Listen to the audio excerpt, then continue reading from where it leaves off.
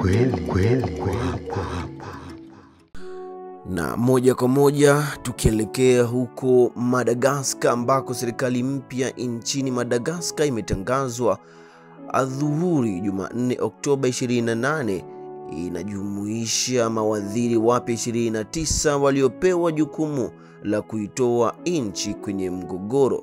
Timu hii mpya inajumuisha majina mengi ambayo hayajajulikana kwa umma, lakini pia kurejea kwa baadhi ya viongozi wa kisiasa wa Madagascar.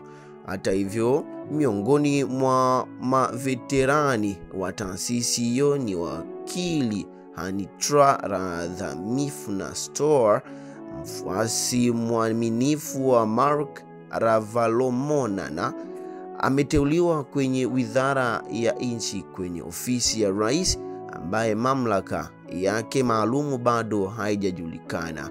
Christian Razanamahasoa, mshiriki wa karibu wa zamani wa Andry Rajoelina, ambaye alihudumu kama waziri wake mara mbili na kisha kama spika wa bunge la taifa kabla ya kufukuzwa kutoka chama hicho na baadaye kuondolewa madarakani mwaka wa 2024.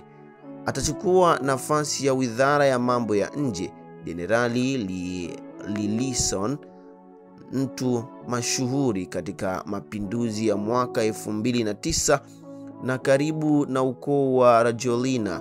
Atakabidhiwa wizara muhimu ya mipango ya mikoa na huduma za ardhi.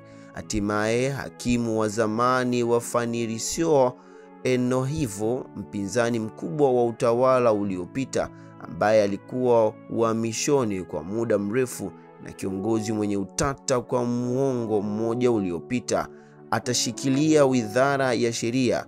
Miongoni mwa miradi yake mikubwa ya baadaye ni kuwafuatilia wahusika mafisadi.